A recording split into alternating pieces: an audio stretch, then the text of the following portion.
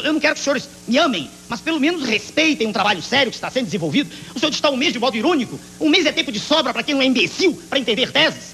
Agora, se o sujeito precisa de 1 ano para entender uma tese, ele deve dosar urina, porque ele deve ter oligofrenia fenilpirúvica. É muito bom. Por favor, É muito bom. Eu não sou dono de nada, nem do meu corpo. Ele pertence ao universo, daqui a pouco eu vou embora. Nem da minha alma, que também não é minha, do Criador. Então eu não sou dono de coisa nenhuma. Nem da minha mulher, porque ela é livre. Não sou dono de nada. Nem do meu pensamento, porque de quando em quando aparecem coisas, eu não sei como aparecem no meu pensamento. Claro? Porque, observando o quadro que aí está diante de nós, veja o senhor, de deterioração termodinâmica progressiva da ação pública. Isso é bom. Gutenberg, desculpe. Eu me impressiono com as suas expressões, são realmente muito curiosas. Muito obrigado. Eu passei a vida estudando, senhor.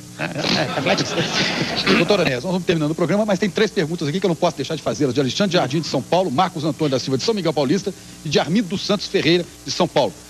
O senhor é pessoa pública, o senhor não acha que sem barba ficaria com a aparência melhor? Não acha que o tom de voz mais baixo ajudaria? O outro, que é um advogado, o senhor tem alguma preocupação com o seu visual? Talvez se o senhor cortasse a barba, ficaria mais digerível ao quem vota. E Armindo dos Santos, se o senhor ganhasse a eleição, cortaria essa barba? Ela é ridícula. Não está feito o senhor escolheu aquelas que são, por excelência, histriônicas. São 3. Sem dúvida. Inteligentemente, o senhor deu o tom que lhe interessa dar ao final do programa. Agora é minha vez de responder. Eu digo ao senhor que as outras já foram feitas. Essa é a interpretação que o senhor faz do meu trabalho. Sem dúvida. Não, do finalzinho só. Antes não.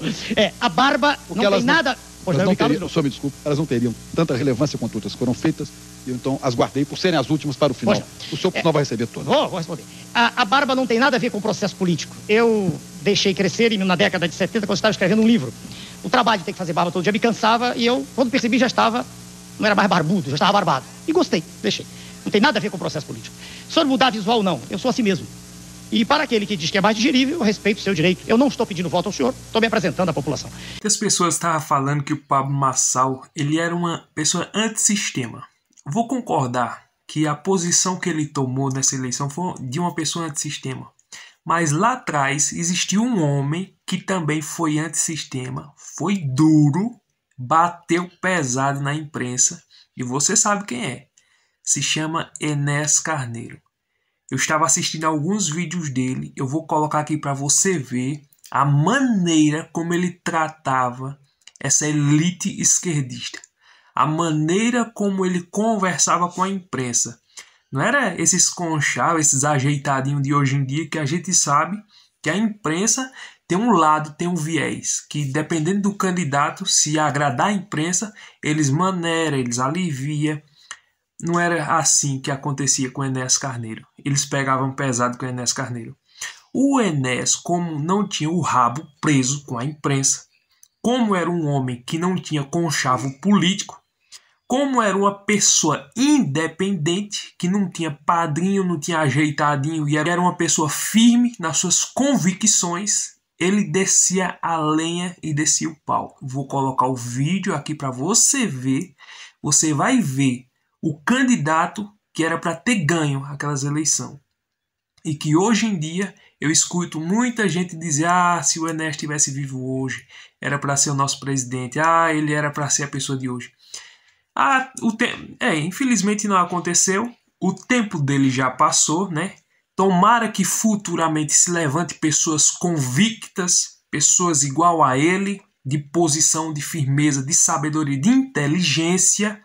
Porque eu vou dizer, se tem um homem que era inteligente, era aquele, tanto nas suas expressões, forma de falar, como era um homem muito estudioso, tinha princípios e valores de uma pessoa conservadora, e tomara que futuramente para esse país se levante uma pessoa com essa mesma determinação.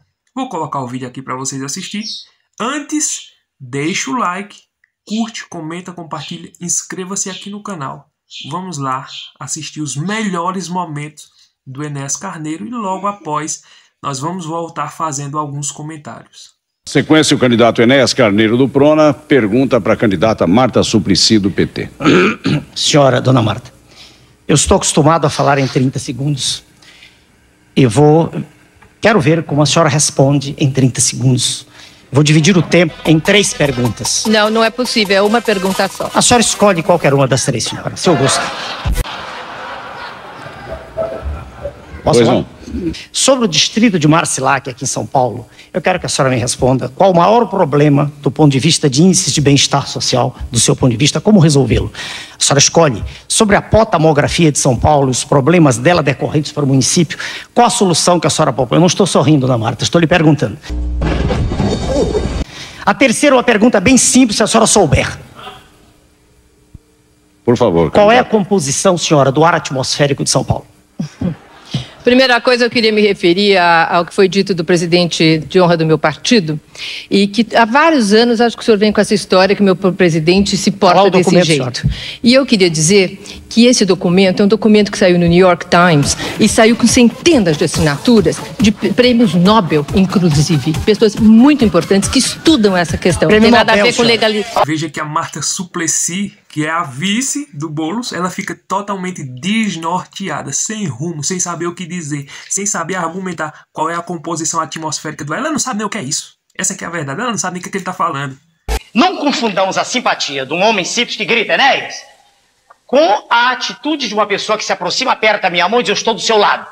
Nós precisamos de uma pessoa como o senhor para colocar ordem na casa. É diferente. Quando essa pessoa diz isso, ela entendeu exatamente a mensagem. Ela não aguenta mais a falta absoluta de respeito por tudo. Ela não aguenta mais nem um sinal de trânsito ser respeitado. Ela não aguenta mais a deterioração dos princípios morais de que é vítima a nossa sociedade. E ela quer essa mudança.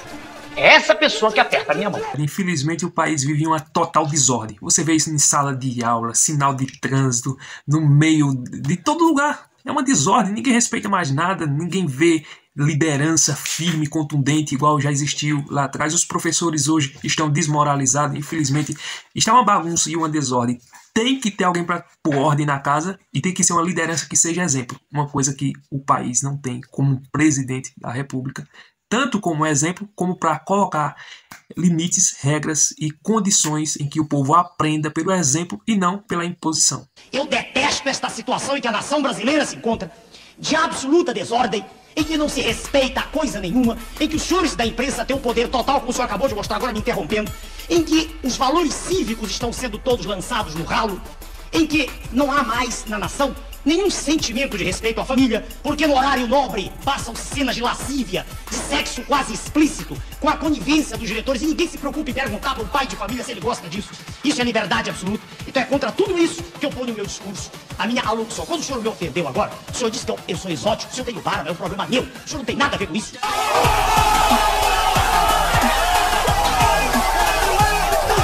Já terminou. As suas expressões traduzem apenas a incompreensão do senhor de um sentimento que eu represento, de uma insatisfação coletiva da nação, para com toda essa farsa que existe, apresentando-se um modelo, esse sim, muito de uma obrigado, libertinagem. doutor Enéas.